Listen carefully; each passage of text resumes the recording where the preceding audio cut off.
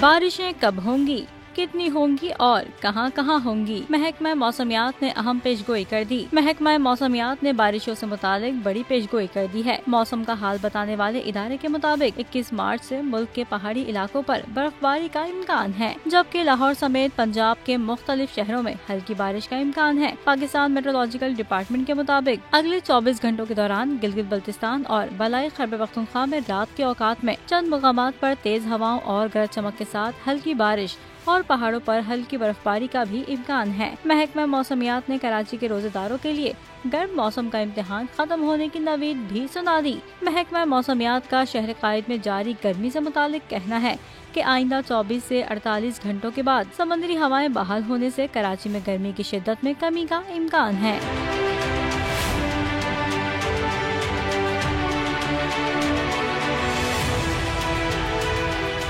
Subscribe करें और bell दबाएं ताकि कोई खबर रह न जाए।